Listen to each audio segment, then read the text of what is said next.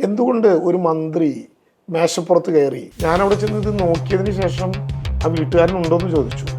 അദ്ദേഹം കേൾക്കാത്തതായിരിക്കും എന്നെനിക്ക് തോന്നുന്നു. ഇവിടെ കക്കൂസിന്റെ കുഴി കണ്ടില്ല എന്നൊരു വീടിന്റെ കോമ്പൗണ്ടിൽ നിന്ന് അദ്ദേഹം അങ്ങ് പ്രഖ്യാപിക്കുകയാണ്. അപ്പോൾ അതിന്റെ താഴെ കുറെ കമന്റുകൾ. അപ്പോൾ ആ കക്കൂസ് നിർമ്മിച്ചില്ലേ? സൈന പോകുന്ന നേരത്തെ എന്നോട് പറഞ്ഞതിന്റെ തെര എൻ്റെ മനസ്സിൽ നിന്ന് ഇപ്പോഴും മാഞ്ഞു പോയിട്ടില്ല. ഒരാൾ എഴുതിയിരിക്കുകയാണ്, ഇതൊക്കെ കൂടി തലക്കൂടെ വീണാൽ ഈ ആളുകൾ മരിച്ചു പോലെ.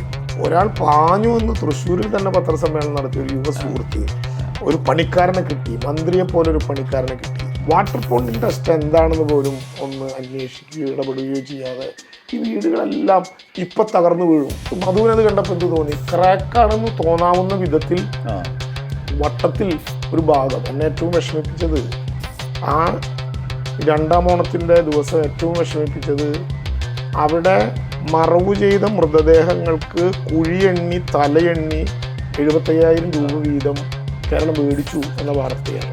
ഒരുപക്ഷെ 5 കൊല്ലത്തെ ഒരു കൂലിപ്പണി അവസാനിക്കുന്ന ഒരു ഘട്ടം. ഇനിയിപ്പോൾ ഒരു പുതിയ മന്ത്രിസഭ തുടർഭരണം കിട്ടിയാലും ഇല്ലെങ്കിൽ പുതിയൊരു മന്ത്രിസഭ വരുമല്ലോ. കേരളത്തിന് വേണ്ടി ആ പണി ചെയ്തു എന്ന് പറഞ്ഞാൽ എനിക്കതിൽ അഭിമാനമുണ്ട്. നമസ്കാരം. ന്യൂസ് അറ്റ് ഹൗസിൻ്റെ ടോക്ക് ഷോ വിത്ത് KV മധുവിലേക്ക് ഒരിക്കൽ കൂടി സ്വാഗതം. ഇന്ന് നമ്മളൊരു പ്രത്യേക വിഷയത്തെക്കുറിച്ച് സംസാരിക്കാനാണ് വന്നത്. വയനാട് ഉരുൾപൊട്ടൽ ദുരന്ത ബാധിതർ അതിജീവനത്തിൻ്റെ പാതയിലാണ്. ഈ സാഹചര്യത്തിൽ അവർക്ക് വേണ്ടി ഒരുങ്ങിയ അതിജീവനത്തിൻ്റെ വീടുകളിലെ പുതിയ വിവാദത്തിൻ്റെ പശ്ചാത്തലം രൂപപ്പെട്ടിരിക്കുന്നു. എങ്ങനെയാണ് ഈ വിവാദം രൂപപ്പെട്ടത്? എന്താണ് ഇതിൻ്റെ അടിസ്ഥാനം? ഈ സാഹചര്യം വിശദീകരിക്കാൻ റവന്യൂ മന്ത്രി കെ രാജൻ വയനാട് ഉരുൾപൊട്ടൽ ദുരന്ത ബാധിത മേഖലയിൽ അതിനെ ഈ ഘട്ടത്തിലേക്ക് ഉയർത്തുന്നതിൽ, അവരുടെ ജീവിതം മുന്നോട്ട് കൊണ്ടുപോകുന്നതിൽ നേതൃപരമായ പങ്കുവഹിച്ച മന്ത്രി കെ രാജനാണ് നമ്മുടെ കൂടെ ഇന്ന് ഇരിക്കുന്നത്. സ്വാഗതം മിനിസ്റ്റർ. നമസ്കാരം. നമ്മളിതിനു മുന്നേയും വയനാടിനെ കുറിച്ച് പറയാൻ ഇരുന്നിട്ടുണ്ട്. അതെ അതെ. വയനാട് ഈ ദുരന്ത ബാധിതരുടെ ജീവിതത്തിലെ ഒരു നിർണായക പോയിന്റ് ഒരുപക്ഷെ മിനിസ്റ്ററിലേക്കാണ് വരുന്നത്. അതുകൊണ്ടുകൂടിയാണ് ഞാൻ ഇത്തരം വിഷയം, ഈ വയനാട് വിവാദം വരുന്ന സമയത്ത് മിനിസ്റ്ററോട് ആയി സംസാരിക്കുന്നത്. സർക്കാരിന്റെ ഭാഗമായി നിൽക്കുന്നു, അതെ, ആ ചുമതലകൾ നിർവഹിക്കുന്നു എന്നുള്ളത് കൊണ്ട് തന്നെ ഇത്തരം കാര്യങ്ങളിൽ ഒരു ആൻസറബിൾ ആയിട്ടുള്ള ആളാണ് എന്ന പൊതുധാരണ വരും. ബഹുമാനപ്പെട്ട മുഖ്യമന്ത്രിയുടെ നേതൃത്വത്തിൽ നമ്മൾ നടത്തിക്കൊണ്ടിരിക്കുന്ന ഒരു അതിജീവനത്തിന്റെ ലോകം മുഴുവൻ വായിക്കേണ്ട ഒരു ചരിത്ര പുസ്തകമാണ് യഥാർത്ഥത്തിൽ വയനാട് ദുരന്തം. ഒരു മാതൃകാപരമായ ഒരു നീക്കം ഓരോ ഘട്ടത്തിലും നമ്മൾ വാച്ച് ചെയ്യുന്നുണ്ട്, മലയാളം, കേരളം ഒക്കെ. പക്ഷേ അതിൻ്റെ ഇടയിൽ ഇപ്പോൾ ഉണ്ടായിരിക്കുന്ന ഒരു വിഷയത്തിലേക്കാണ് നമ്മൾ പ്രത്യേകമായി വരുന്നത്. പ്രത്യേകിച്ചും വീട്ടിൽ ചോർച്ച ഉണ്ട് എന്നുള്ള വാർത്ത, അതിനുശേഷം മന്ത്രി നേരിട്ട് നമ്മൾ ഇതുവരെ കാണാത്ത വിധം ഈ ചോർച്ചയ്ക്ക് ആധാരമായി അല്ലെങ്കിൽ വിള്ളൽ എന്ന് ആഖ്യാനത്തിന് ആധാരമായ അവിടുത്തെ നിർമ്മാണത്തിൻ്റെ തുടർ പ്രവർത്തനങ്ങളുടെ ഭാഗമായി അവിടെ മാർക്കർ പേന കൊണ്ട് വരച്ചത് മന്ത്രി നേരിട്ട് പോയി മായ്ച്ചു. ഒരു മന്ത്രിക്കും ഇത്തരത്തിലുള്ള അവസ്ഥ അതിന് മുന്നേ കേരളത്തിൽ ഉണ്ടായിട്ടുണ്ടാവില്ല. നമുക്ക് അവിടെ നിന്ന് തുടങ്ങാൻ തോന്നുന്നു. എന്താണ് സാഹചര്യം? ഒന്ന്, ഈ സാഹചര്യത്തിലേക്ക് കിടക്കുമ്പോൾ ഒരു കുഞ്ഞാമുഖം വേണ്ടി വരും. കാരണം ഈ ദുരന്തമുണ്ടായ ഘട്ടം മുതൽ ദുരന്തബാധിതരോട് കേരളം കാണിക്കുന്ന ഏറ്റവും അലിവാർന്ന സമീപനത്തെക്കുറിച്ച്, ഒരു ദുരന്തത്തെ മറികടക്കാൻ വേണ്ടി സർക്കാർ തയ്യാറാക്കുന്ന വലിയ ഇടപെടലിനെ കുറിച്ച്, സർക്കാർ എന്ന പദം ഏതെങ്കിലും ഒരു മുന്നണിക്ക് മാത്രമായി ഒരു അവാർഡ് ലഭ്യമാക്കുമോ എന്ന ഭീതി കൂടി ഉള്ളിൽ വെച്ചുകൊണ്ട് എത്രയേറെ ആരോപണങ്ങളെയാണ് നമ്മൾ കേൾക്കേണ്ടി വന്നത്. ആ പശ്ചാത്തലം കൂടി കണ്ടാലേ ഈ വിവാദത്തിലേക്ക് നമുക്ക് വരാൻ പറ്റൂ. യഥാർത്ഥത്തിൽ എന്നെ ഏറ്റവും ദുഃഖിപ്പിച്ചിട്ടുള്ള ആരോപണം ഏതാണെന്ന ചോദ്യത്തിൽ ഒരുപാടുണ്ടാകും. അവിടെ ഈ ദുരന്ത ഭൂമിയിൽ ജൂലൈ 30 മുതൽ അവിടെ നിന്നുകൊണ്ടിരിക്കുന്ന ഒരു സംഘം ആളുകളുടെ മുമ്പിലേക്ക് ഒറ്റയടിക്ക് സർക്കാർ കൊടുത്തുകൊണ്ടിരിക്കുന്ന ബ്രെഡ്, പൂത്ത ബ്രെഡാണ് വിതരണം ചെയ്യുന്നത് എന്നൊരു വാർത്ത ഉണ്ടാവുകയാണ്. യഥാർത്ഥത്തിൽ സർക്കാർ അവിടെ ബ്രെഡ് വിതരണം ചെയ്തിട്ടേ ഇല്ല. ദുരന്തമുണ്ടായ അന്ന് ജൂലൈ 30 രാത്രി ഞങ്ങൾ മന്ത്രിമാരെല്ലാം ഇരിക്കുമ്പോൾ ഹോട്ടൽ ആൻഡ് റെസ്റ്റോറൻറ്റ് അസോസിയേഷൻ ഈ ദുരന്ത നിവാരണ പ്രക്രിയ പൂർത്തിയാകും വരെ അവിടെ ഭക്ഷണം കൊടുക്കാം എന്ന ഒരു ഓഫർ നമ്മുടെ മുമ്പിലേക്ക് വെക്കുകയാണ്. ജില്ലാ കളക്ടറും കൂടിയായി ആലോചിച്ച്, മന്ത്രിമാരുമായി കൂടിയാലോചിച്ച് അവർക്കത് അനുവാദം കൊടുക്കുമ്പോൾ അത് തയ്യാറാക്കാനായിട്ട് മേപ്പാടി പോളിടെക്നിക് നിശ്ചയിച്ചു. ഉണ്ടാക്കുന്ന ഓരോ ഭക്ഷണവും പാക്ക് ചെയ്യുന്നതിന് മുമ്പ് നിർബന്ധമായും ഫുഡ് ആൻഡ് സേഫ്റ്റി പരിശോധിക്കണം എന്ന് നിശ്ചയിച്ചു. അങ്ങനെ പാത്രങ്ങളിലാക്കുന്ന ഭക്ഷണം മാത്രമേ അവിടെ വിതരണം ചെയ്തിട്ടുള്ളൂ എന്ന് ഉറപ്പുണ്ടായിട്ടും അവിടെ സർക്കാർ കൊടുത്ത ബ്രെഡ് പൂത്തു എന്നൊരു ആരോപണം ഉന്നയിക്കുന്നത് ഏതെങ്കിലും ആളുകൾക്ക് പൂത്ത ബ്രെഡ് സർക്കാർ വിതരണം ചെയ്തത് കിട്ടിയോ, അവർക്ക് ആരോഗ്യ പ്രശ്നങ്ങൾ ഉണ്ടാകുമോ എന്ന് പേടിച്ചിട്ടല്ല. ലോകത്തിൻ്റെ മുമ്പിൽ കേരളത്തെ ഇകഴ്ത്തി കാട്ടാനുള്ള ഒരു അവസരം ഉപയോഗിക്കുമ്പോൾ അതൊരു പക്ഷേ ഒരു ഗവൺമെൻറ്റിന് തിരിച്ചടിയാകും എന്ന് പ്രതീക്ഷിച്ചിട്ടാണ്. ആ വാക്ക് തന്നെ ഞാൻ ആഴത്തിൽ, ഒരു ദുരന്തത്തിൻ്റെ മുമ്പിൽ പ്രതീക്ഷിക്കാമോ എന്ന ചോദ്യം വാക്കുപയോഗിക്കാൻ അറിയാത്തതുകൊണ്ടല്ല, കൃത്യതയോടുകൂടി ഞാൻ അത് പറഞ്ഞു വെച്ചതാണ്. അന്ന് വളരെ കൃത്യമായി നമുക്കത് പറഞ്ഞു വെക്കാനായി. കാരണം നമ്മളെല്ലാം ഒരു മനസ്സായി നിൽക്കുകയായിരുന്നു. അവിടെ നിന്ന് തുടങ്ങി ഇപ്പോൾ ചോർച്ച എന്ന വാക്കുപയോഗിച്ച് അലങ്കാരങ്ങളും ഉൽപ്രേക്ഷകളും ഒക്കെയായി ആക്രമിക്കാൻ ശ്രമിക്കുന്ന ഈ ഘട്ടം വരെ ഈ ആരോപണം ഉന്നയിക്കുന്നവരെല്ലാം ആക്രമിക്കുന്നത് ഒരു ഗവൺമെൻറ്റിനെയല്ല, കേരളം എന്ന ലോകത്തിൻ്റെ മുമ്പിൽ അഭിമാനത്തോടെ തല ഉയർത്തി പിടിച്ച് നിൽക്കുന്ന ഒരു സംസ്ഥാനത്തെയാണെന്ന ധാരണ നമുക്കുണ്ടാകണം. അതും എനിക്ക് ഏറ്റവും കൂടുതൽ പ്രയാസം ഉണ്ടായത് രണ്ടാം ഓണത്തിൻ്റെ അന്ന്, 2024 രണ്ടാം ഓണത്തിൻ്റെ അന്ന് രാവിലെ ഒരു ചാനൽ ബ്രേക്ക് ചെയ്യുകയും മറ്റെല്ലാ ചാനലുകളും നിവൃത്തികേട് കൊണ്ടെന്ന് പിന്നീട് പ്രകാരം ഏറ്റെടുക്കുകയും ചെയ്തൊരു വസ്തുത, കേന്ദ്ര ഗവൺമെൻറ്റിൻ്റെ കയ്യിൽ നിന്ന് വലിയ പണം പറ്റിയിരിക്കുന്നു കേരളം എന്ന വാർത്തയാണ്. എന്നെ ഏറ്റവും വിഷമിപ്പിച്ചത്, ആ രണ്ടാം ഓണത്തിൻ്റെ ദിവസം ഏറ്റവും വിഷമിപ്പിച്ചത്, അവിടെ മറവു ചെയ്ത മൃതദേഹങ്ങൾക്ക് കുഴിയെണ്ണി തലയെണ്ണി 75,000 രൂപ വീതം കേരളം മേടിച്ചു എന്ന വാർത്തയാണ്. സത്യത്തിൽ എന്നെ വികാരം കൊള്ളിച്ചതും എന്നെ അവിടെ നിന്ന് വിളിച്ചവരുടെ വികാരങ്ങൾ വന്നതുമായിട്ടൊരു ഘട്ടമുണ്ട്. ലോകം ഇതുവരെ കണ്ടിട്ടില്ലാത്തൊരു ബറയിൽ ചടങ്ങാണ് അവിടെ നടന്നത്. പുത്തുമലയിൽ 1 ഏക്കർ ഭൂമി സർക്കാർ റവന്യൂ വകുപ്പ് നിർബന്ധമായി ഏറ്റെടുത്ത് അവിടേക്ക് വരുന്നത് തിരിച്ചറിയപ്പെടാത്ത മൃതദേഹങ്ങളാണ്. ഓരോ കുഴികൾക്കകത്തും നാം എല്ലാ ബഹുമാനങ്ങളോടെയും അടക്കം ചെയ്യുന്നത് ആരുടേതാണെന്ന ചോദ്യത്തിന് ഉത്തരം പോലും കൊടുക്കാൻ പറ്റാത്ത ഒരാളുടെ മൃതദേഹത്തിൻ്റെ അവശിഷ്ടങ്ങൾ എത്ര കുഴികളിൽ നാം അടക്കം ചെയ്തിട്ടുണ്ട് എന്നറിയാത്ത, വന്നെല്ലാ മൃതശരീരങ്ങളെയും മൃതശരീര ഭാഗങ്ങളെയും സർവമത പ്രാർത്ഥന നടത്തി ഗൂഗിൾ സല്യൂട്ട് നൽകി അത് കൊണ്ടുപോയി മറവു ചെയ്യുന്നത്, സംസ്കരിക്കുന്നത് പേരറിയാത്ത നാടുകളിൽ നിന്നെത്തിയ ആയിരക്കണക്കിന് മനുഷ്യരാണ്, യുവജന സംഘടനാ പ്രവർത്തകരാണ്. അവരുടെ സംഘടനകളുടെ പേരുകളുടെ പുറത്തൊരു PP കിറ്റിട്ട് പെരുമഴയത്ത് ഒരു കാലിച്ചായ പോലും മേടിച്ചു കുടിക്കാതെ കൊടുത്ത പൊതിച്ചോറിൻ്റെ പകുതി സഹപ്രവർത്തകന് കൊടുത്ത് രാപ്പകലില്ലാത്ത വിധം നിന്ന ആ സന്നദ്ധ പ്രവർത്തകർ ഞങ്ങളെയൊക്കെ വിളിച്ചു ചോദിക്കുകയാണ്, ഞങ്ങളുടെ പേര് പറഞ്ഞു കുഴിക്ക് നിങ്ങൾ തലയെണ്ണി പണം മേടിച്ചോ? 36 മണിക്കൂർ കേരളത്തിലെ എല്ലാ ചാനലുകളും ആഘോഷിച്ചില്ലേ? രാത്രി ചർച്ചകളുണ്ടായില്ലേ? ആ ആഘോഷ മുറികളിലെല്ലാം ഇപ്പോൾ അഭിപ്രായം രേഖപ്പെടുത്തിയവർ സംഘടിതമായി നിന്ന് സർക്കാരിനെ ആക്രമിച്ചില്ലേ? അവസാനം 36ാമത് മണിക്കൂറിൽ ഒറ്റ വരി കൊണ്ട് അവസാനിപ്പിച്ചു, മാധ്യമ പ്രവർത്തകർ ഞങ്ങൾക്കൊരു തെറ്റുപറ്റി. അത് കേന്ദ്ര ഗവൺമെൻറ്റിന് അയച്ചു കൊടുത്ത എത്ര സിമ്പിളായിട്ടാണ് ആ മെമ്മോറാണ്ടം എന്ന് വായിച്ചെങ്കിൽ, പ്രധാനമന്ത്രി ആവശ്യപ്പെട്ടതനുസരിച്ച് കൊടുത്ത memorandum, the cost involved and estimated to be എന്ന ആമുഖത്തോടെ തയ്യാറാക്കിയ ഒരു മെമ്മോറാണ്ടം. പിന്നെ എത്ര തവണയാണ് ഹൈക്കോടതിയിൽ കേസ് പരാജയപ്പെടും, ഭൂമി ഏറ്റെടുക്കാൻ പറ്റില്ല, സ്പെഷ്യൽ ലീവിങ് പെറ്റീഷൻ സുപ്രീം കോടതിയിൽ അംഗീകരിക്കും, ഉട്ടകല്ല് മുളയ്ക്കില്ല, ഇങ്ങനെ തുടങ്ങി ഈ ഘട്ടം വരെ വളരെ ബോധപൂർവം അതിനെ ആക്രമിക്കാൻ ശ്രമിച്ചതിൻ്റെ ഒരു തുടർച്ചയാണിത് എന്നാണ് നമ്മൾ കാണുന്നത്. അവിടെ നിർമ്മിച്ചുകൊണ്ടിരിക്കുന്ന വീട്ടിലേക്ക് ഞാൻ പോകേണ്ടി വന്ന സാഹചര്യം എന്താണ്? സത്യത്തിൽ ഞാൻ തന്നെ കണ്ടപ്പോൾ പേടിച്ചു. നമുക്ക് മധുവിനത് കണ്ടപ്പോൾ എന്ത് തോന്നി? ക്രാക്കാണെന്ന് തോന്നാവുന്ന വിധത്തിൽ വട്ടത്തിൽ ഒരു ഭാഗം, ഇത്രയേറെ വഴിയിൽ ഒരു സ്ട്രക്ചറൽ ക്രാക്ക് ഉണ്ടായെങ്കിൽ എത്രമാത്രം ഭീകരമായിരിക്കും അത്. മാത്രമല്ല അത് ഞാൻ കാണിച്ചിട്ടേ നമ്മളോട് ഇത് ക്രാക്കാണെന്നൊരു ചാനൽ പറയണം, അപ്പൊ നമുക്ക് ഉറപ്പാക്കാലോ ഇത് ക്രാക്കാണ്. ക്രാക്കാണ് എന്നൊരു ചാനൽ ഒരു മടിയുമില്ലാതെ പ്രഖ്യാപിക്കുക. ബന്ധപ്പെട്ടവർ വിളിച്ചു ചോദിച്ചു, അപ്പോൾ അവർ പറഞ്ഞു ഇത് ശ്രിങ്കേജ് ആണ്, ഇതൊരു സ്ട്രക്ചറൽ ക്രാക്ക് അല്ല. അതാണല്ലോ അതിൻ്റെ ഏറ്റവും പ്രധാനപ്പെട്ട പ്രശ്നം. അപ്പോൾ പക്ഷേ അതങ്ങനെ തൃശ്ശൂരിലിരുന്നോ തിരുവനന്തപുരത്തിരുന്നോ ഒരു കോളിൽ കേട്ടറിയേണ്ടവനല്ല ഞാൻ എന്നെനിക്ക് തോന്നി. കാരണം കേരളം ആകെ പ്രയാസപ്പെടുകയാണ്. അവിടെ വെച്ചിട്ടുള്ള ഓരോ ഇഷ്ടികയിലും അധ്വാനിക്കുന്നവൻ്റെ വേർപ്പ് തുള്ളിയുടെ ഒരു ഗന്ധമുണ്ട്, പോയാൽ മനസ്സിലാകും. അവൻ്റെ കൂടി ഉൽപ്പന്നമാണ് ആ വീട്. അവിടെ ക്രാക്ക് ഉണ്ടാക്കുന്നു എന്ന് പറഞ്ഞാലും സഹിക്കും. അതിനെ തുടർന്ന് എഴുതുകയാണ്, ഇങ്ങനെ ഒരു കെട്ടിടത്തിൻ്റെ താഴെ എന്തു വിശ്വാസത്തിലാണ് ദുരന്തബാധിതൻ. ആ കെട്ടിടത്തിൻ്റെ പ്രത്യേകത മധുവിന് അറിയുമെന്ന് ഞാൻ വിചാരിക്കുന്നു. സാധാരണ 1.5 അടി 2 അടി താഴ്ചയിലൊക്കെയാണ് ഒരു വീടിൻ്റെ ഭാരം എടുക്കുക. ഇത് പിന്നെ 3 അടി മുതൽ 10 അടി വരെ എവിടെയാണ് ഉറപ്പ് കിട്ടുന്നത് അതുവരെ കുഴിച്ച് വളരെ കൃത്യതയോടുകൂടി തേയില ചെടികൾ മാറ്റിയിട്ടുള്ളൊരു സ്ഥലമായതുകൊണ്ട് അതുവരെ കുഴിച്ച് അവിടെ വളരെ കൃത്യതയോടുകൂടി അത് ഉറപ്പിച്ച് 9 പ്രത്യേകമായി തയ്യാറാക്കിയിട്ടുള്ള കോൺക്രീറ്റ് സ്ട്രക്ചറിൽ പടുത്തുയർത്തി ഒരു പ്ലിൻ ബീമും അതുപോലെ തന്നെ ടെറസിൻ്റെ ബീമും ഒക്കെ രേഖപ്പെടുത്തി ഏറ്റവും സുരക്ഷിതമായിട്ടുള്ള ഒരു ഡിസാസ്റ്റർ എഞ്ചിനീയറിംഗ് കൂടി ഉപയോഗിച്ചുകൊണ്ട് നമ്മൾ തയ്യാറാക്കുന്ന വളരെ പ്രധാനപ്പെട്ട ഒരു നിർമ്മാണമാണ് അവിടെ നടക്കുന്നത്. അപ്പോൾ അതിനൊരു ക്രാക്ക് ഉണ്ടാവുക അത് വളരെ ഗൗരവപ്പെട്ട കാര്യമാണല്ലോ. അത് ഗൗരവമാണെങ്കിൽ അല്ലെങ്കിലും അതിനെക്കുറിച്ചിട്ടൊരു പൊതുബോധം നമ്മുടെ മുമ്പിൽ ഉണ്ടാകണം. അവിടെ ഞാൻ ചെന്ന് ULCCയുടെയും കിഫ്കോണിൻ്റെയും ആളുകളോട് സംസാരിച്ചു. അപ്പോൾ വളരെ ശ്രദ്ധേയമായ വിധത്തിൽ ഒരു വീട് കൈമാറുന്നതിന് മുമ്പ് നടത്തുന്ന സാധാരണ പലയിടത്തും ഇല്ലാത്ത വാട്ടർ പോണ്ടിങ്ങിൻ്റെ ഒരു ടെസ്റ്റാണ് അവിടെ നടക്കുന്നത്. വാട്ടർ പോണ്ടിങ് എന്താണ്? ഒരു വീട് പണി തീർത്താൽ അതിൻ്റെ ടെറസിൽ 24 മണിക്കൂർ വെള്ളം കെട്ടി നിർത്തും. 24 മണിക്കൂർ. കാരണം ഋതുക്കൾ മാറി മാറി അനുഭവിച്ച് പണിയുന്ന ഒരു വീടല്ല. ചൂടും തണുപ്പും മാറി മാറി ആ വീട് അനുഭവിച്ചിട്ടില്ല. അപ്പം അതുകൊണ്ട് അവിടെ വാട്ടർ പോണ്ടിങ് ടെസ്റ്റ് എന്ന് പറഞ്ഞ വളരെ പ്രമുഖമായിട്ടുള്ള ഒരു പരിശോധന നടത്തും. അത് 24 മണിക്കൂർ വെള്ളം കെട്ടി നിൽക്കുന്നു, ടെറസിൽ വെള്ളം കെട്ടി നിർത്തുന്നു.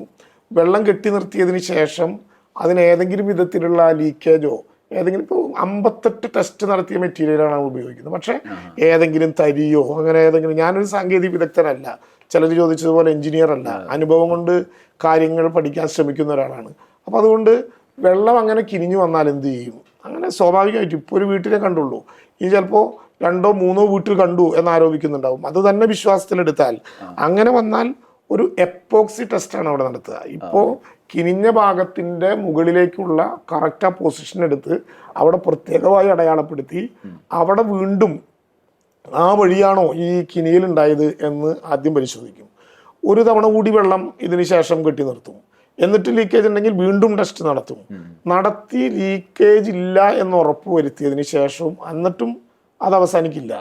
അങ്ങനെ ടെസ്റ്റ് നടത്തിയതിന് ശേഷം വീണ്ടും സ്വിമ്മിംഗ് പൂളിൽ ഉൾപ്പെടെ നടത്തുന്ന ഒരു വാട്ടർ പ്രൂഫിംഗ് ഉണ്ട്. ആ വാട്ടർ പ്രൂഫിംഗ് നടത്തും. ആ വാട്ടർ പ്രൂഫിംഗ് നടത്തിയതിന് ശേഷവും നമ്മൾ അവസാനിപ്പിക്കാതെ 2 മുതൽ 7 സെൻറ്റിമീറ്റർ വരെ കനത്തിൽ ഒരു സ്ക്രിഡ് കോൺക്രീറ്റിംഗ് നടത്തും. ഇത്രയും നടത്തിയിട്ടാണ് ഈ ടെറസിൻ്റെ സുരക്ഷിതത്വം ഉറപ്പുവരുത്തുക. ഈ വീട് കൈമാറുന്നതിന് മുമ്പ് 3 പരിശോധനയുണ്ട്. ഒന്ന്, കരാറിൽ ഏർപ്പെട്ടിട്ടുള്ള ULCCയുടെ എഞ്ചിനീയർമാർ പരിശോധിക്കും. 2, ULCCയും ഇതിൻ്റെ ഏജൻസി ആയിട്ടുള്ള കിഫ്കോണിൻ്റെ എഞ്ചിനീയർമാരും ജോയിൻറ്റ് വെരിഫിക്കേഷൻ നടത്തും. അപ്പോഴും തീർന്നില്ല മധു. അത് കഴിഞ്ഞ് ഒഫീഷ്യലായി അവരെ താമസിപ്പിക്കാൻ കയറ്റുന്നതിന് മുമ്പ് ആരാണോ വീട്ടുടമസ്ഥൻ അയാളും കിഫ്കോണിൻ്റെ എഞ്ചിനീയർമാരും ULCCയുടെ എഞ്ചിനീയർമാരും കൂടി ഇക്കാര്യങ്ങൾ പൂർണ്ണമായി ബോധ്യപ്പെടുത്തുകയാണ്. എന്നിട്ട് തീർന്നില്ല. എന്നിട്ടിപ്പോൾ ഒരു വീട് കിട്ടിയതിന് ശേഷം ഇങ്ങനെ ഉണ്ടായാലോ? 5 കൊല്ലത്തെ ഡിഫക്റ്റ് ലൈബിലിറ്റി പീരീഡ് സിവിൽ വർക്കിലുണ്ട്.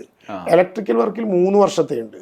അതായത് 5 വർഷക്കാലത്തിനുള്ളിൽ ഏതെങ്കിലും ഡിഫക്റ്റ് ഉണ്ടായാൽ അത് ക്യൂർ ചെയ്യണം എന്നുള്ളത് കൊണ്ട് ULCCക്ക് കരാർ പ്രകാരം നൽകേണ്ട സംഖ്യയിൽ നിശ്ചിതമായൊരു സംഖ്യ ഡെപ്പോസിറ്റായി കരുതലായി ഇവിടെ കാത്തു സൂക്ഷിക്കും.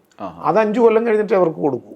അപ്പം അതുകൊണ്ട് 5 വർഷക്കാലത്തെ വാറണ്ടി അഥവാ ഡിഫക്റ്റ് ലൈബിലിറ്റി എന്ന് പറയുന്നത് ഉൾപ്പെടെ കൊടുക്കുന്ന ഒരു വീടാണ്.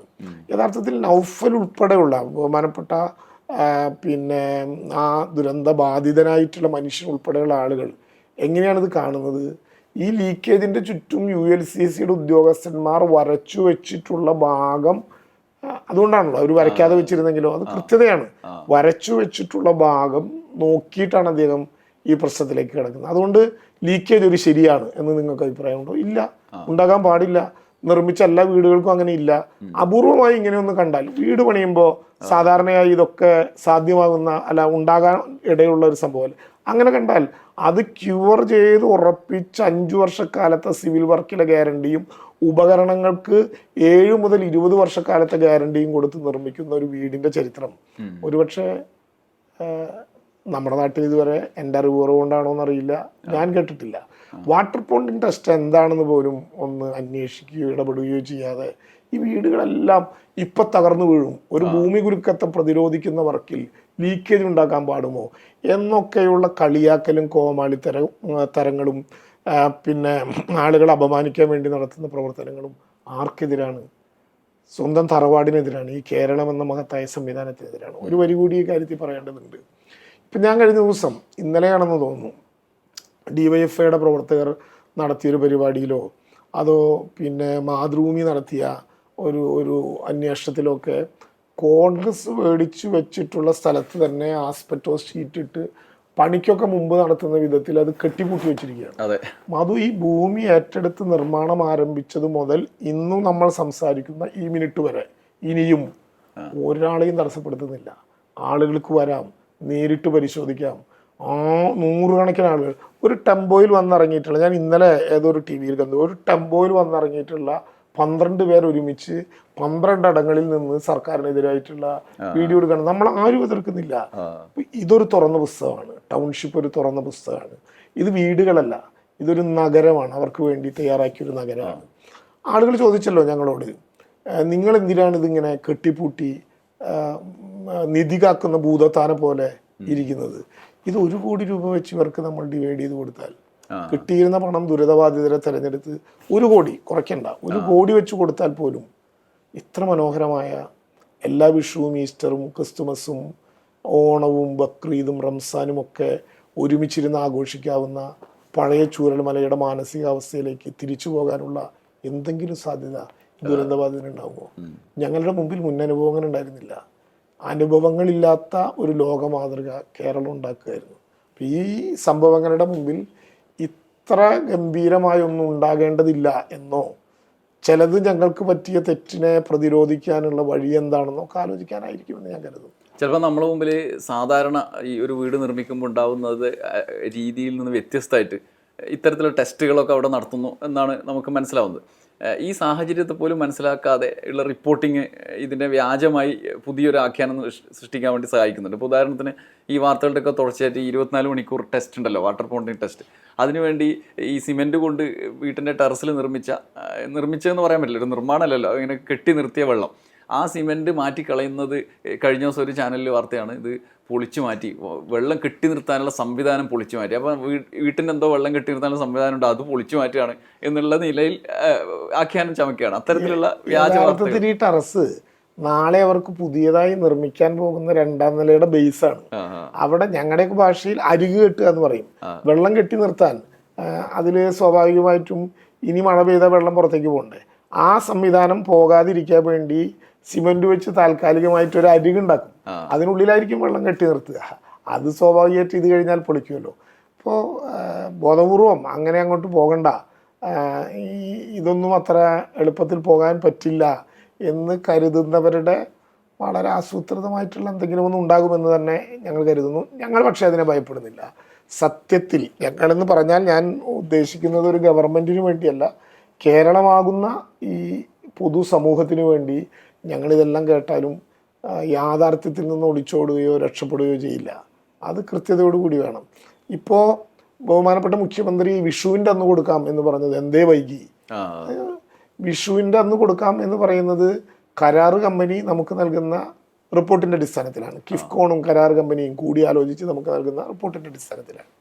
അപ്പോൾ സ്വാഭാവികമായിട്ടും അവിടെ ചെന്നപ്പോൾ ഈ വീട് മാത്രം ഉണ്ടാക്കി കൊടുക്കാനാണെന്ന് വെച്ചാൽ അങ്ങനെ ഒരു പാക്കേജ് ഉണ്ടാക്കാം. വീട് മാത്രമല്ല, അതിലൂടെ പോകുന്ന 14 കിലോമീറ്റർ, ഈ 178 വീടുകളെ കണക്ട് ചെയ്യുമ്പോൾ ഏതാണ്ട് 14 കിലോമീറ്റർ FTR റോഡ് ഉൾപ്പെടെ നിർമ്മിച്ചു വേണം ഇത് പൂർത്തീകരിച്ചു കൊടുക്കാൻ. അപ്പോൾ കേരളത്തിൽ തെരഞ്ഞെടുപ്പ് നടന്നു, തൊഴിലാളികളോട് നാട്ടിലേക്ക് പോകണ്ടെന്ന് പറയാൻ പറ്റില്ല. അസമും ബംഗാളും ഉൾപ്പെടെ 5 സംസ്ഥാനങ്ങളിലെ തെരഞ്ഞെടുപ്പ് നടക്കുകയാണ്. അപ്പോൾ കുറച്ച് ആളുകൾ തൊഴിലാളികൾ അതുമായി ബന്ധപ്പെട്ട് പോകൽ ഉൾപ്പെടെയുള്ള കാര്യങ്ങളുണ്ടായി. എന്തായാലും ഈ മാസം അവസാനത്തോടു കൂടി അത് പൂർണ്ണമായി കൈമാറാം എന്ന് അവർ പറഞ്ഞിട്ടുണ്ട്. ഒരു 10-15 ദിവസത്തെ ഡിലേ ഉണ്ടായി എന്നുള്ളത് പ്രഖ്യാപിച്ച ദിവസത്തേക്കാൾ ഉണ്ടായി എന്നുള്ളത് ശരിയാണെങ്കിൽ അതിനൊരു കാരണം ഒരു ജനാധിപത്യത്തിൻ്റെ ഉത്സവം നടക്കുന്ന കാലമായതുകൊണ്ടുണ്ടാകുന്ന ഇപ്പം മിനിഞ്ഞാന്ന് ഞാൻ അവിടെ പോകുമ്പോൾ 635 തൊഴിലാളികൾ ഇപ്പോൾ വർക്ക് ചെയ്യുന്നുണ്ട്. 1000 ഈ ആഴ്ച തന്നെ അത് ഉയർത്താനുള്ള നടപടിക്രമങ്ങളും തീരുമാനിച്ചിട്ടുണ്ട്. അപ്പോൾ അത് ബോധപൂർവമായിട്ടുള്ളൊരു വീഴ്ച ആ വിധത്തിൽ ഒന്നും ഉണ്ടായിട്ടില്ല. ശരിക്കും രാഷ്ട്രീയ നേതൃത്വങ്ങൾ പ്രതിപക്ഷം ഭരണപക്ഷം എന്നൊക്കെയുള്ള സംഘർഷങ്ങളിൽ ഏർപ്പെടുമ്പോൾ ഇത്തരത്തിലുള്ള ആക്ഷേപങ്ങൾ ആരോപണങ്ങൾ നമുക്ക് സ്വാഭാവികമായും പ്രതീക്ഷിക്കാം. നേരത്തെ മിനിസ്റ്റർ പറഞ്ഞ പോലെ തന്നെ പ്രതീക്ഷിക്കാം, അവർക്ക് അവരുടേതായ പ്രതീക്ഷകളുണ്ടാവുമല്ലോ. പക്ഷേ ഈ വയനാടുമായി ബന്ധപ്പെട്ട് മിനിസ്റ്റർ അസാധാരണമായി ഗവൺമെൻറ് നേരിട്ട ഒരു കാര്യം, ഈ മാധ്യമങ്ങളുടെ വ്യാജ വാർത്തകൾ, വാർത്ത പോട്ടെ, നറേറ്റീവ് പോട്ടെ, വ്യാജ വാർത്തകൾ തന്നെ സൃഷ്ടിക്കപ്പെടുന്നത് നമ്മൾ ഒന്നിലധികം സംഭവങ്ങൾ കാണും. ഇപ്പോൾ നേരത്തെ പറഞ്ഞ പോലെ ഈ 75,000 റുപ്യ ഒരു ശവക്കുഴിക്ക് എന്ന് പറഞ്ഞ് തുടങ്ങിയ വ്യാജ വാർത്തകൾ പിന്നെ അതിനനുസരിച്ച് നിരന്തരം വരുന്നു. മിനിസ്റ്റർ മറ്റൊരാൾക്കും ഇല്ലാത്ത നിലയിലുള്ള ബാധ്യത പോലെ ഇത് ഓരോ തവണയും വിശദീകരിക്കുന്നു. പൂത്ത ബ്രെഡ് ആണ് എന്ന് പറഞ്ഞ ആൾ അതേ ആളുടെ സ്ഥാനത്ത് അയാൾ പിന്നെ എവിടെ പോയി നമുക്കറിയാം. പൂത്ത ബ്രെഡ് ആഖ്യാനം ചെയ്ത ആൾ എങ്ങോട്ട് പോയി എന്നറിയാം. അതേ യൂത്ത് കോൺഗ്രസിൻ്റെ സംസ്ഥാന ഭാരവാഹിത്വത്തിലിരിക്കുന്ന പുതിയ ആളാണ് ഇപ്പോൾ ഈ മാർക്കർ വെച്ചുകൊണ്ട് വിള്ളൽ എന്ന ആഖ്യാനത്തിന് അയാളുടെ പിൻഗാമിയാണ് രംഗത്തെത്തിയിരിക്കുന്നത്. ഈ വ്യാജ വാർത്തകളെ സൃഷ്ടിയെ രാഷ്ട്രീയത്തെ നേരിടുന്നതിനപ്പുറത്ത് വ്യാജ വാർത്തകൾ ഇങ്ങനെ നിരന്തരം ഈ പുതിയ ഭാഷയിൽ പൊളിച്ചു കൊടുക്കേണ്ട ഒരു ഉത്തരവാദിത്തത്തിലേക്ക് കൂടി മന്ത്രി എത്തിയിട്ടുണ്ട്. ഇപ്പോൾ ലാസ്റ്റ് അവിടെ പോയി മാർക്കർ മായ്ച്ച് ആളുകളുടെ മുമ്പിൽ കാണിച്ചു കൊടുക്കുന്ന ദൃശ്യങ്ങൾ അങ്ങനെ വന്നു. അതുകൊണ്ട് മാത്രമാണ് ആളുകൾക്ക് കൂടുതൽ വ്യക്തമായത്.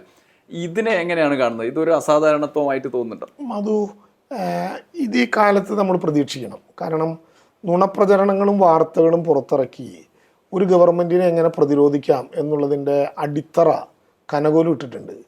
ഞങ്ങളുടെ കനകോലുമാർ ജനങ്ങളാണ്. പക്ഷേ അപ്പുറത്ത് വലതുപക്ഷത്തിൻ്റെ കനകോലുമാർ തയ്യാറാക്കുന്ന സ്ട്രാറ്റജികളിൽ നുണപ്രചരണങ്ങൾ നടത്തിയും ആക്ഷേപങ്ങൾ ചൊരിഞ്ഞും പലതവണ ഒരു നുണ പറഞ്ഞാൽ അതൊരു സത്യമായി ജനങ്ങൾ തെറ്റിദ്ധരിക്കും എന്ന് കരുതിയും മുന്നോട്ട് പോവുകയാണ്.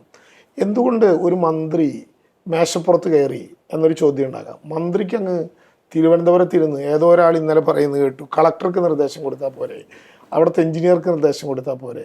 അങ്ങനെ ശീലിച്ചവരല്ല ഞങ്ങൾ.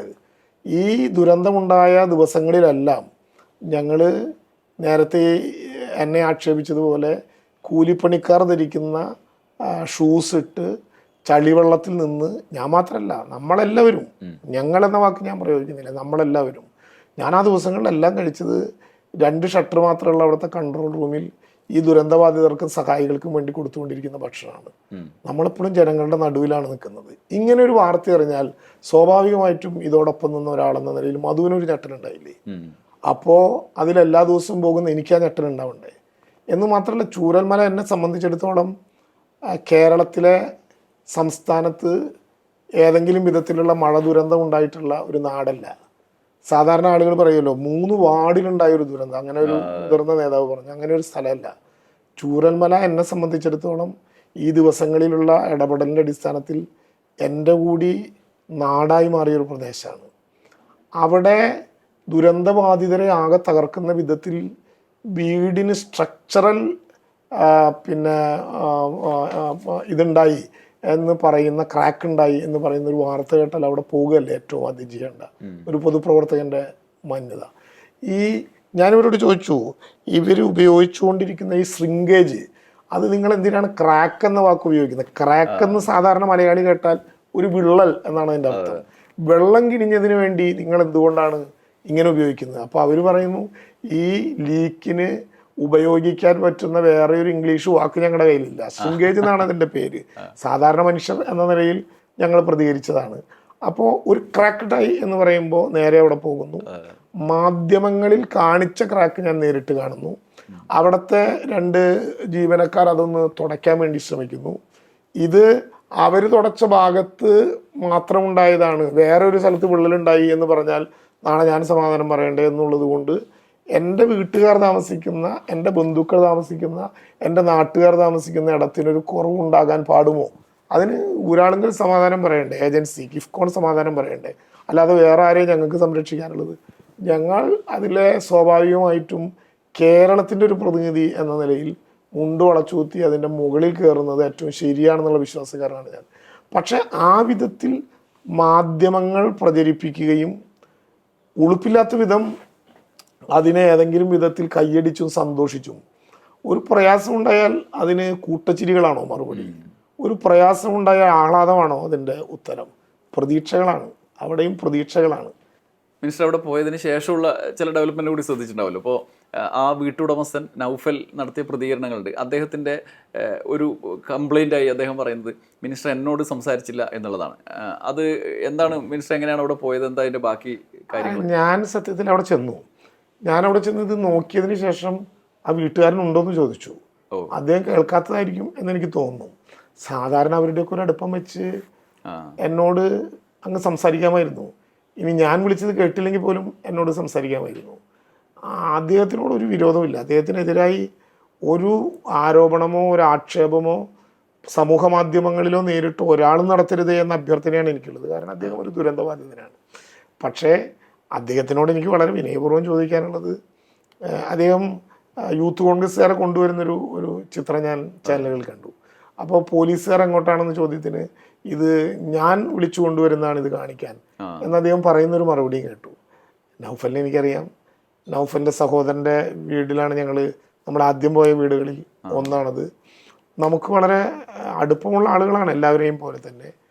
അങ്ങനെ ഉണ്ടെങ്കിൽ എന്നോടും ഒന്ന് പറയാവുന്ന സാഹചര്യം ഉണ്ടായിരുന്നു.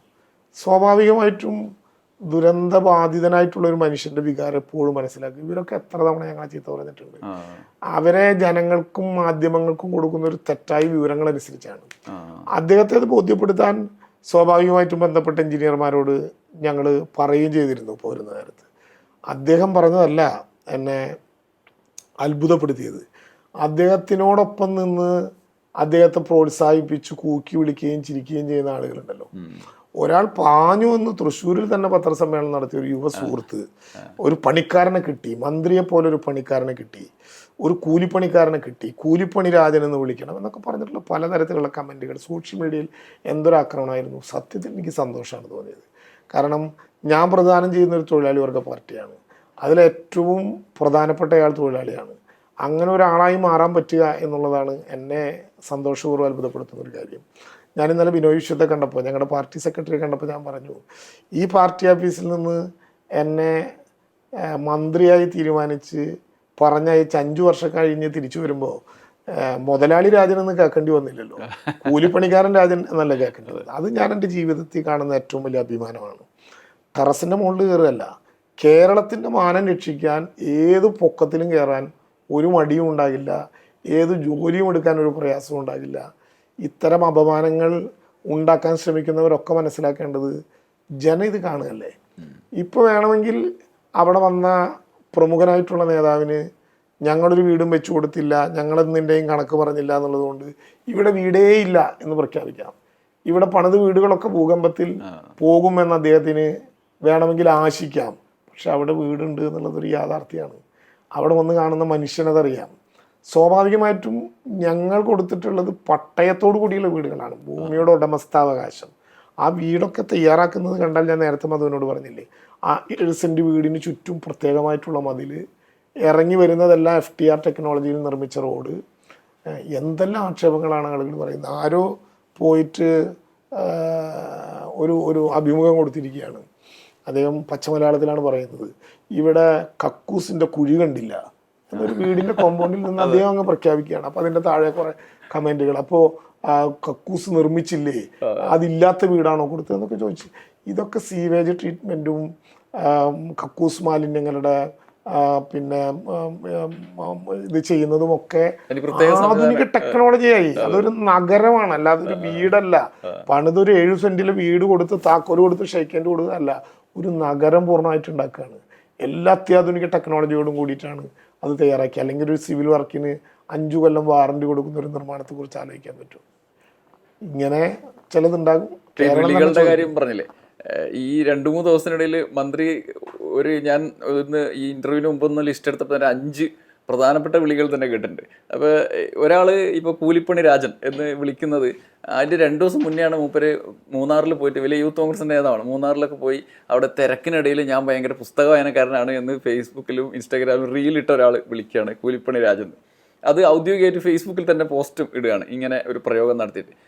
ഈ രാഷ്ട്രീയ നേതൃത്വത്തിലിരിക്കുന്ന ആളുകൾ ഇങ്ങനെ ചെയ്യുന്നു അല്ലെങ്കിൽ ഇങ്ങനെ പ്രയോഗിക്കുന്നു എന്നുള്ളത് ഒരു മൂല്യം ഏത് മട്ടിലാണ് അവരെ ആവേശിച്ചിരിക്കുന്നത്? അത് ഓരോരുത്തരുടെ സങ്കല്പം അനുസരിച്ചിരിക്കും. എന്നെ കൂലിപ്പണിക്കാരൻ രാജൻ എന്ന് വിളിക്കുന്നത് എന്നെ ബഹുമാനിക്കാനല്ലല്ലോ, അല്ല, എന്നെ ആക്ഷേപിക്കാനാണ്. അപ്പോൾ കൂലിപ്പണിക്കാരൻ എന്ന് പറഞ്ഞാൽ ആക്ഷേപിക്കാവുന്ന ഒന്നാണ് എന്ന് അദ്ദേഹത്തിന് തോന്നുന്നുണ്ടാവും. അത് അദ്ദേഹത്തിൻ്റെ സംസ്കാരമാണ്. എനിക്കത് തോന്നുന്നില്ല. കാരണം ഞാൻ അവരുടെ ഇടയിൽ കൂലിപ്പണിക്കാരുടെയും ചെത്തൊഴിലാളികളുടെയും നാട്ടിലെ സാധാരണക്കാരായ തൊഴിലാളികളുടെയും അവരുടെ സമരങ്ങളുടെയും ഒക്കെ മുമ്പിൽ നിന്ന് വന്ന ഒരാളാണ്. എന്നെക്കാൾ വലിയ പാരമ്പര്യമുള്ള എൻ്റെ പാർട്ടിയും അവിടെ നിന്ന് ഉത്ഭവിച്ചതാണ്.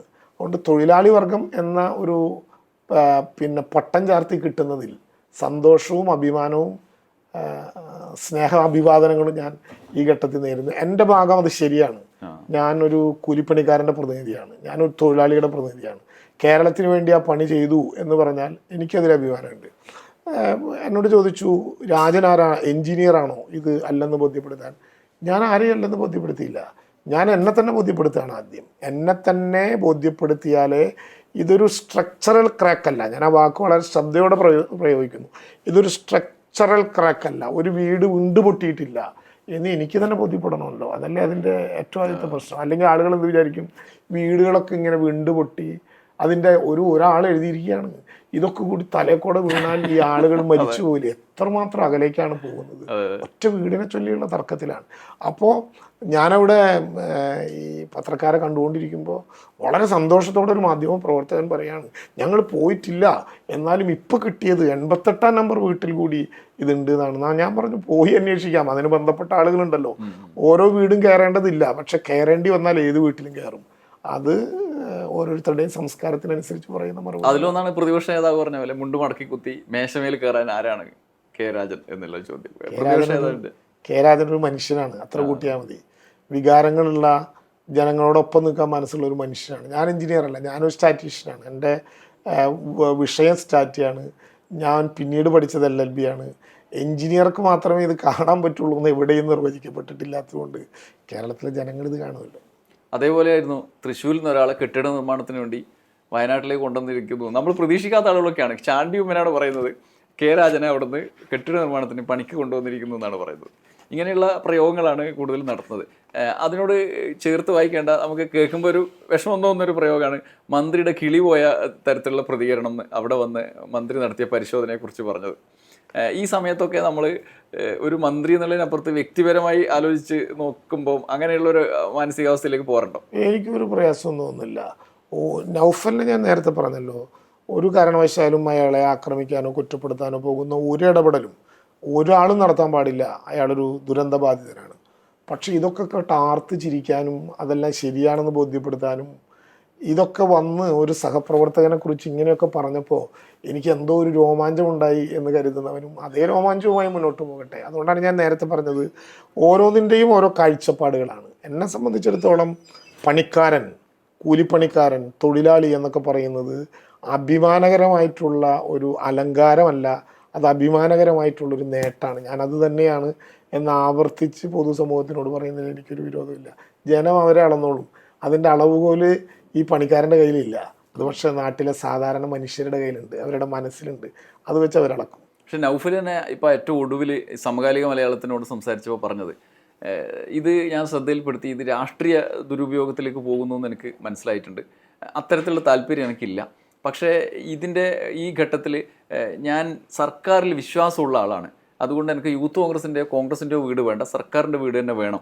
അതിൽ വിശ്വാസം അർപ്പിച്ച് മുന്നോട്ട് പോകുന്ന ഒരാളാണെന്ന് അദ്ദേഹം ഏറ്റവും അവസാനം നടത്തിയ പ്രതികരണമുണ്ട്. അത് ശ്രദ്ധിച്ചിരുന്നോ? ആ നിലയിൽ ഈ വിശ്വാസം അർപ്പിക്കുന്ന അവസാനത്തെ ഒരു പ്രതികരണത്തിൻ്റെയും തുടർച്ചയായിട്ട് ആ ദുരന്തബാധിതനും സർക്കാരിൻ്റെ വീട്ടിൽ വിശ്വാസം അർപ്പിക്കുന്ന ഒരു പ്രതികരണമാണ് കാണുന്നത്. സർക്കാരിൻ്റെ വീട്ടിൽ വിശ്വാസം എല്ലാവർക്കും ഉണ്ടാകുമെന്നാണ് എൻ്റെ പ്രതീക്ഷ.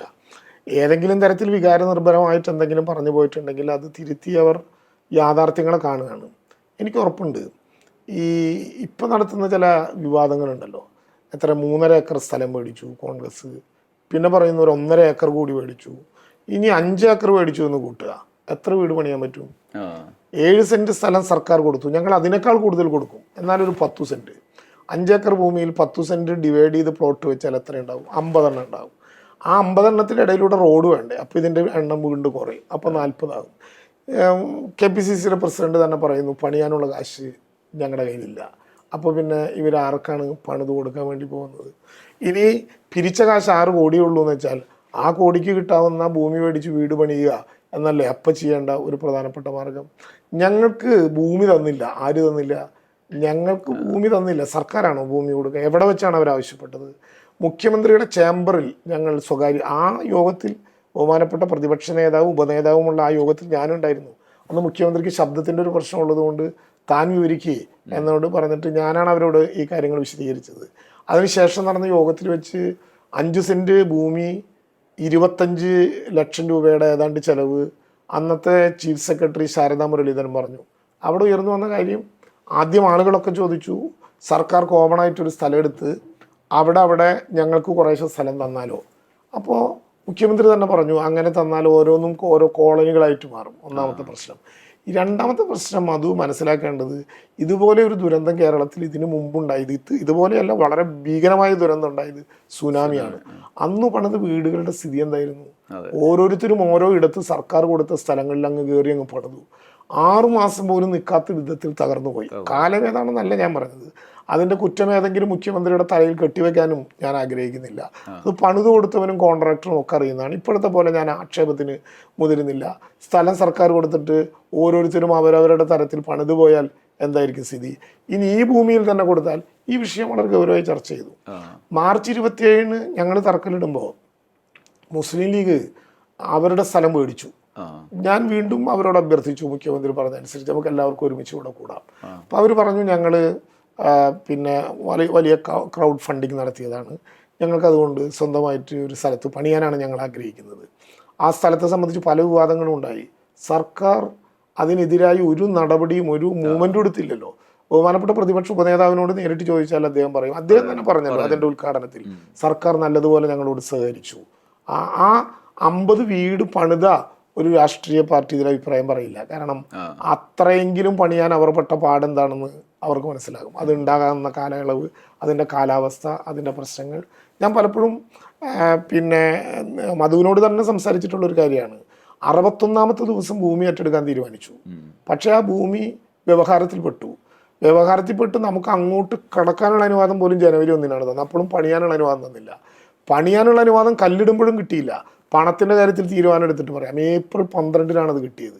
ഏപ്രിൽ 13-ന് പണി തുടങ്ങി, രാത്രി തന്നെ പണം അടച്ചു. പക്ഷെ മെയ് പകുതിയാകുമ്പോഴേക്കും ഭീകരമായ മഴ പെയ്തു. നവംബർ മാസം വരെ തോരാത്ത മഴയുണ്ടായി. ആ മഴയ്ക്കിടയിലും ഈ പ്രവർത്തനവുമായി നമ്മൾ മുന്നോട്ട് പോയി. അപ്പം ഞാൻ പറഞ്ഞത്, കോൺഗ്രസ് അപ്പോൾ എത്ര വീട് പണിയാനാണ് ആഗ്രഹിച്ചത്? ആർക്കൊക്കെയാണ് വാക്ക് കൊടുത്തത്? വാക്ക് കൊടുത്തവർ ആരാണ് ഗുണഭോക്താക്കൾ? അതെ, ആരാണ് ഗുണഭോക്താക്കൾ? ആർക്കൊക്കെ വാക്ക് കൊടുത്തിട്ടുണ്ട്? എത്ര ഭൂമി എടുത്തിട്ടുണ്ട്? എത്ര വീട് പണിയും? ഇതൊക്കെ ഞങ്ങൾക്ക് ഇഷ്ടം പോലെ ചെയ്യും, പറയാൻ ഉദ്ദേശിക്കുന്നില്ല എന്ന് പറഞ്ഞാൽ ശരിയായിരിക്കാം. പക്ഷേ അതിലേക്കും പണം കൊടുത്ത മനുഷ്യരുണ്ടാവുമല്ലോ, അവരോടൊരു വിശ്വസ്തത ഉണ്ടാവണ്ടേ? ജീവിതം ഒരു തുറന്ന പുസ്തകമുണ്ട്, രാഷ്ട്രീയം അങ്ങനെയല്ലേ? അപ്പം ഇതൊക്കെ പൊതുസമൂഹത്തിൻ്റെ കയ്യിലുള്ള അളവ് പോലെ വെച്ച്, അത് കൂലിപ്പണിക്കാരൻ്റെ കയ്യിലല്ല, മനുഷ്യൻ്റെ മനസ്സിലുണ്ടാവും അളവ് പോലെ, അത് വെച്ച് അവർ അളക്കും. അത് ആ അളവിൻ്റെ മുമ്പിൽ പണ്ട് ചന്തുമേനോൻ്റെ കോടതിയിൽ ചെണ്ടമേളത്തിന് വിധി പറഞ്ഞതുപോലെ കൊട്ടി മറുപടി പറയേണ്ടി വരും. ഇതൊരു പൊതുസമൂഹമല്ലേ, അതവർ കേൾക്കുകയല്ലേ. ഈ നൗഫൽ ഒടുക്കം നടത്തിയ അഭിമുഖത്തിലും പറയുന്ന ഒരു പ്രധാനപ്പെട്ട പോയിന്റ് ഉണ്ട്. അതായത് ഇവരിവിടെ വലിയൊരു സമരത്തിനാണ് ആലോചിച്ചിരുന്നത് യൂത്ത് കോൺഗ്രസ്. അപ്പം അവിടുത്തെ ജീവിക്കേണ്ട ആളുകളുടെ ബുദ്ധിമുട്ട് പിന്നെ അത് ഞാൻ കൊണ്ടുവന്നു എന്നുള്ള പ്രശ്നത്തിലേക്ക് വരും. അതുകൊണ്ട് അങ്ങനെ ഒരു സമരം ചെയ്യാൻ പാടില്ല എന്ന് യൂത്ത് കോൺഗ്രസിൻ്റെ സംസ്ഥാന പ്രസിഡന്റിനോട് പറഞ്ഞു എന്ന് പറയുന്നുണ്ട്. ഇങ്ങനെ വലിയ ആലോചനകൾ, വലിയ ക്യാൻവാസിലേക്ക് ഇവർ കാര്യങ്ങൾ കൊണ്ടുപോകാനുള്ളൊരു ചർച്ചകൾ നടക്കുന്നുണ്ടായിരുന്നു എന്ന് വേണം അതിൽ നിന്ന് മനസ്സിലാക്കാൻ.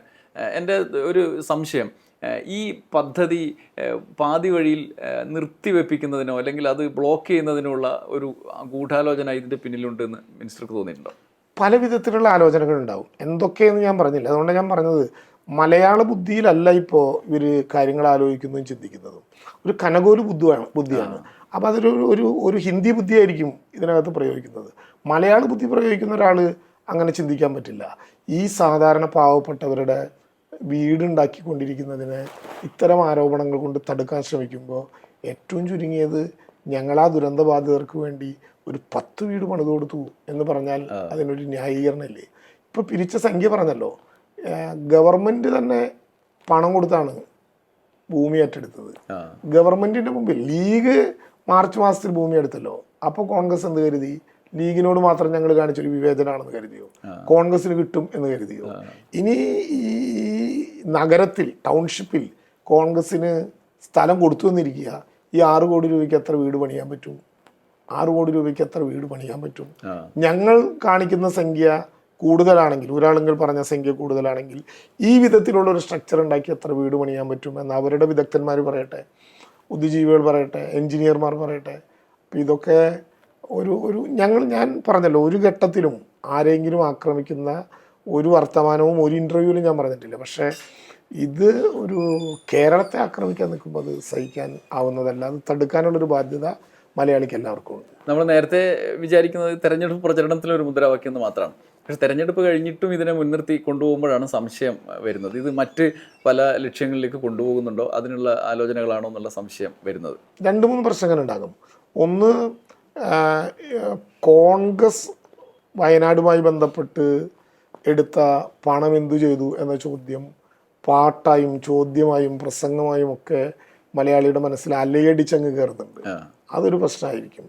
പിന്നെ കേരളത്തിൽ തെരഞ്ഞെടുപ്പിൻ്റെ ഫലം വരും മുമ്പേ മുഖ്യമന്ത്രി തെരഞ്ഞെടുപ്പ് ജനങ്ങൾക്കിടയിൽ നടത്തിക്കൊണ്ടിരിക്കുന്നതിൽ നിന്ന് ശ്രദ്ധ മാറ്റണം എന്ന താല്പര്യക്കാരും ആഗ്രഹക്കാരും ഉണ്ടാകും.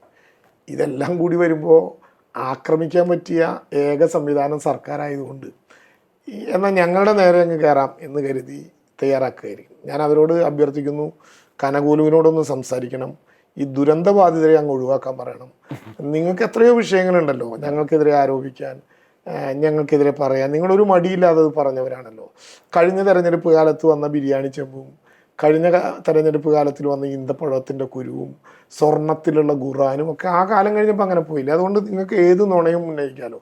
ഈ ദുരന്തബാധിതനെ ഉയർത്തിക്കാട്ടിയുള്ള നുണകളിൽ നിന്ന് ഒന്ന് പുറകോട്ട് പോകാൻ അറിയുന്ന ഭാഷയിൽ കനകോലുമായിട്ടൊരു ആശയവിനിമയം നടത്തണം എന്ന് അതിൽ മനുഷ്യത്വമുള്ള കോൺഗ്രസ്സുകാരോട് സവിനയം ഞാൻ അഭ്യർത്ഥിക്കുകയാണ്. ഈ തെരഞ്ഞെടുപ്പ് കാലത്തും ഈ ഒരു പ്രതിസന്ധി ആയിരുന്നു പ്രചരണ കാലത്ത്. ഇപ്പോൾ അവിടുന്ന് മിനിസ്റ്ററെ കാണാൻ വന്ന എല്ലാം നഷ്ടപ്പെട്ടൊരു സ്ത്രീ അവിടെ കാണാൻ വന്നതിൻ്റെ തുടർച്ചയായിട്ട് അതിനെ നാടകമായി വ്യാഖ്യാനിക്കുന്ന സാഹചര്യം ഉണ്ടായിരുന്നു. അത് വൈകാരികമായി ഒരുപക്ഷെ മിനിസ്റ്റർ കൂടുതൽ വിഷമിപ്പിച്ചൊരു അന്തരീക്ഷം കൂടി ഉണ്ടാക്കിയിട്ടുണ്ടാവും അല്ലേ? വല്ലാത്ത വിഷമം ഉണ്ടാക്കിയിട്ടുണ്ട്. സൈന പോകുന്ന നേരത്തെ എന്നോട് പറഞ്ഞതിൻ്റെ തെര എൻ്റെ മനസ്സിൽ നിന്ന് ഇപ്പോഴും മാഞ്ഞു പോയിട്ടില്ല. ആ 3 കുഞ്ഞുങ്ങളുടെ മൃതദേഹം അടക്കി വെച്ച സ്ഥലങ്ങളിൽ ഇപ്പോഴും ഇരിക്കുന്ന ചെറുതും വലുതുമായിട്ടുള്ള കളിപ്പാട്ടങ്ങളെ നോക്കിപ്പോലും നിങ്ങൾ ആരും അങ്ങനെ പറയാൻ പാടില്ല എന്നാണ് എൻ്റെ അഭ്യർത്ഥന. ഞാനത് ചർച്ച ചെയ്യാൻ ഇപ്പം ആഗ്രഹിക്കുന്നില്ല. ചർച്ച ചെയ്താൽ ഞാൻ വികാരഭരിതനാണ്. ഈ അഭിമുഖം അവസാനിപ്പിക്കുന്നതിന് മുന്നേ ഒരുപക്ഷെ 5 കൊല്ലത്തെ ഒരു കൂലിപ്പണി അവസാനിക്കുന്ന ഒരു ഘട്ടം, ഇനിയിപ്പോൾ ഒരു പുതിയ മന്ത്രിസഭ തുടർ ഭരണം കിട്ടിയാലും ഇല്ലെങ്കിൽ പുതിയൊരു മന്ത്രിസഭ വരുമല്ലോ, പ്രതീക്ഷകൾ പലതുണ്ടാവും. അത് വിജയിക്കട്ടെ എന്ന് നമുക്ക് ആശംസിക്കാം. പക്ഷേ ഈ 5 കൊല്ലത്തെ പ്രവർത്തനത്തിൻ്റെ ഒടുവിൽ ഒരുപക്ഷെ മന്ത്രിയുടെ കൂടെ ബാക്കിയാവുന്ന ഏറ്റവും ഒന്നാമത്തെ കാര്യമായി പിന്നെ വയനാട് മാറുകയാണ്, ഈ ചൂരൽമല ഉണ്ടക്കൈ മാറുകയാണ്. അത് ഏത് മട്ടിലാണ് മിനിസ്റ്റർക്ക് അതിനോട് വിശദീകരിക്കാൻ തോന്നുന്നത്? ഒരു പല രീതിയിൽ കാണാമല്ലോ. അപ്പോൾ നമ്മൾ ഇത്രയൊക്കെ ചെയ്തിട്ടും ഇതിന് ഈ നിലയിൽ ഉള്ളത് പോസിറ്റീവായും കാണാം, നെഗറ്റീവായും കാണാം. മിനിസ്റ്റർ എങ്ങനെയാണ് അതിനെ കാണുന്നത്? ഞാൻ പറഞ്ഞല്ലോ, ഈ 5 വർഷക്കാലത്തെ കൂലിപ്പണിക്കിടയിൽ 4.5 ലക്ഷത്തിലധികം പേരെ ഭൂമിയുടെ ഉടമകളാക്കുന്ന ഒരു ഗവൺമെൻറ്റിൻ്റെ ഭാഗമായി നിൽക്കാൻ കഴിഞ്ഞു. കേരളം ശ്രദ്ധേയമായിട്ടുള്ള ഒരുപാട് ഡിജിറ്റൽ പരിഷ്കാരങ്ങളുണ്ടായി. കേരളത്തിൻ്റെ ചരിത്രത്തിൽ ആദ്യമായി ഒരു റവന്യൂ കാർഡ് തന്നെ രംഗപ്രവേശം ചെയ്തു. ഇങ്ങനെ തുടങ്ങുന്ന ഒരുപാട് നേട്ടങ്ങൾ നമുക്ക് കൈവരിക്കാനായി. അതോടൊപ്പം വയനാട് നമ്മുടെ മനസ്സിലെ ഒരു വികാരമാണ്. ആ വികാരത്തിൽ ആ നാട്ടിലെ സാധാരണക്കാരോടൊപ്പം എപ്പോഴും നിൽക്കാനായി. ഇപ്പോൾ മധു നമ്മൾ മനസ്സിലാക്കേണ്ട ഒരു കാര്യം, ഇപ്പോൾ പറഞ്ഞല്ലോ ദിനബത്ത എത്ര ഭീകരമായിട്ടാണ് ഞങ്ങൾ ആക്രമിച്ചത്. ദിനബത്ത നിന്നുപോയി. എവിടെയാണ് നിന്നുപോയത്? 18/1/2026 അതായത് ജനുവരി 18-ാം തീയതി ജൂൺ മാസം വരെയോ അതല്ലെങ്കിൽ വീട് കൈമാറുന്നത് വരെയോ. ഇപ്പം എന്തുകൊണ്ട് വീട് കൈമാറ്റം എന്ന് പറഞ്ഞില്ല എന്നൊക്കെ ചിലർ ചോദിക്കുന്നുണ്ട്. അത് അവർ വീട്ടിൽ താമസം തുടങ്ങിയിട്ടേ വാക്ക് ഞങ്ങൾ പ്രയോഗിക്കുള്ളൂ. കാരണം വീട് കൈമാറുന്നത് വരെയോ ജൂൺ മാസം വരെയോ ഈ ദിനബത്ത കൊടുക്കാൻ സർക്കാർ തീരുമാനിച്ചിട്ടുള്ളതാണ്. അല്ലാതെ സർക്കാരിൻ്റെ ഒരു തെറ്റില്ല. 9,000 രൂപ വീതം ഒരു കുടുംബത്തിലെ മുതിർന്ന 2 പേർക്ക്. ഇനി കിടപ്പുരോഗി ഒരു വീട്ടിലുണ്ടെങ്കിൽ അവരെ സംരക്ഷിക്കുന്ന ഒരാൾക്ക് അത് കൃത്യമായി വിതരണം ചെയ്യുകയാണ്. സ്വാഭാവികമായിട്ടും ജനുവരിയിൽ ഒരു തീരുമാനം എടുത്തിട്ട് പിന്നെ ഏപ്രിൽ മാസത്തിൽ 18-ാം തീയതി ആയതെന്തേ എന്നൊരു ചോദ്യമാകാം ഇനി ചോദിക്കാൻ പോകുന്നത്. മാർച്ച് 31 കഴിയുമ്പോൾ അലോട്ട് ചെയ്ത സംഖ്യ TSP അക്കൗണ്ടിലേക്ക് മാറ്റിയില്ലെങ്കിൽ സ്വാഭാവികമായിട്ടും അത് ധനകാര്യ വകുപ്പിലേക്ക് തിരിച്ചു പോകുന്നത് എക്കണോമിക്കൽ ഇയർ എൻഡിങ്ങിൻ്റെ ഒരു പൊതു സ്വഭാവം മാത്രമാണ്. അത് തിരിച്ചു പോകുമ്പോൾ തെരഞ്ഞെടുപ്പ് നടക്കുകയാണ്. തെരഞ്ഞെടുപ്പിൽ ഏപ്രിൽ 1 ആയപ്പോൾ 2-ാം തീയതി ജില്ലാ കളക്ടർ ഇത് കാണിച്ചുകൊണ്ട് താഴെ ഉചിത മാർഗേന കത്ത് അയച്ചു. അത് പ്രോസസ്സ് ചെയ്ത് അങ്ങോട്ട് തന്നെ തിരിച്ചു കൊടുത്തു. ഞാൻ വയനാട്ടിലെ നമ്മുടെ മാധ്യമ സുഹൃത്തുക്കളെ കണ്ടപ്പോൾ എല്ലാവരും നമുക്ക് ഏറ്റവും അടുപ്പമുള്ള മാധ്യമ സുഹൃത്തുക്കളാണ്. ഞാൻ തമാശയ്ക്ക് പറഞ്ഞു, നിങ്ങളിൽ പലരുടെയും അക്കൗണ്ടിൽ സ്ഥാപന ശമ്പളം ഇടുന്നതിന് മുമ്പ് തന്നെ 18-ാം തീയതി ദുരന്തബാധിതർക്കെല്ലാം പണം കിട്ടി. പക്ഷെ നമ്മൾ മറക്കുന്നൊരു കാര്യം, 21 മാസം മുറ തെറ്റാതെ വാടകയുടെ കാര്യത്തിൽ, ദിനബത്തയുടെ കാര്യത്തിൽ, ഫുഡ് കൂപ്പണിൻ്റെ കാര്യത്തിൽ ഒരു മാധ്യമ പ്രവർത്തകർ പറഞ്ഞതുപോലെ അതൊരു ഔദാര്യമല്ല, അത് അവരുടെ അവകാശമാണ്. പക്ഷെ ആ അവകാശത്തോടൊപ്പം നിന്ന് അത് കിട്ടിയെന്ന് ഉറപ്പിക്കുന്നുണ്ട് കേരളത്തിൽ. 21 മാസം ഒരു ദുരന്തം നടന്നിട്ടും അവരെ സേഫ് പാക്കേജ് ആക്കുന്നത് വരെ ഞങ്ങൾ വാടക മുടക്കിയില്ല, ദിനബത്ത മുടക്കിയില്ല എന്ന് പറയാൻ പറ്റുന്ന ഏതനുഭവമാണ് മുമ്പ് ഇന്ത്യയിലുള്ളത് ഒരനുഭവം ഉണ്ട് എന്ന് ഞാൻ കരുതുന്നില്ല. അത് തുടരുക തന്നെ ചെയ്യും. അതുകൊണ്ട് വയനാട് ഏതെങ്കിലും ഒരു പ്രൊജക്റ്റിൻ്റെ സന്തോഷകരമായിട്ടുള്ള സഫലീകരണം എന്നതിനേക്കാൾ ഉപരിയായി അവിടുത്തെ മനുഷ്യരോടൊപ്പം നിന്ന് ഒരു കടമ നിറവേറ്റുന്ന ബഹുമാനപ്പെട്ട പിണറായി വിജയൻ മുഖ്യമന്ത്രിയായിട്ടുള്ള ഒരു ഗവൺമെൻറ്റിൻ്റെ ഭാഗമായി നിൽക്കാൻ കഴിഞ്ഞു എന്നതിലെ ആത്മാഭിമാനം മാത്രമേ എനിക്കിപ്പോൾ പ്രകടിപ്പിക്കാനുള്ളൂ. അല്ലാതെ ഏതെങ്കിലും വിധത്തിലുള്ള അവകാശവാദങ്ങളില്ല. അതെൻ്റെ ഒരു വിനയം കൊണ്ട് കൂടിയായിരിക്കും. അവകാശവാദങ്ങളെക്കാൾ കേരളത്തിനൊരു ആത്മാഭിമാനം ഉണ്ടാക്കി കൊടുക്കാൻ പറ്റി. എത്ര സ്ഥലങ്ങളിൽ നിന്നാണ് മധുവാളുകൾ വരുന്നത്. കേരളത്തിൽ നിന്ന് മാത്രമല്ല, ഇന്ത്യയുടെ വിവിധ സ്ഥലങ്ങളിൽ നിന്ന് ആളുകൾ വന്ന് എങ്ങനെ ഈ മഹാമാതൃക എന്ന ചോദ്യം നമ്മളോട് ചോദിക്കുന്നുണ്ട്. ഞാൻ നേരത്തെ പറഞ്ഞ വാക്ക് ആവർത്തിക്കുകയാണ്. കിട്ടിയ ദുരന്ത നിവാരണത്തിന് കിട്ടിയ ഇതൊരു സോഷ്യൽ ഓഡിറ്റിങ്ങിന് ആർക്കും വിധേയമാക്കാം എന്ന് മാത്രമല്ല, വയനാടും വിലങ്ങാടും മാത്രമായി ആ പണം സ്റ്റോർ ചെയ്തിരിക്കുകയാണ്. അത് CMDRFന്റെ പൊതുമാനദണ്ഡത്തിലേക്കല്ല, അത് അതിനുവേണ്ടി മാത്രമായി സ്റ്റോർ ചെയ്തിരിക്കുകയാണ്.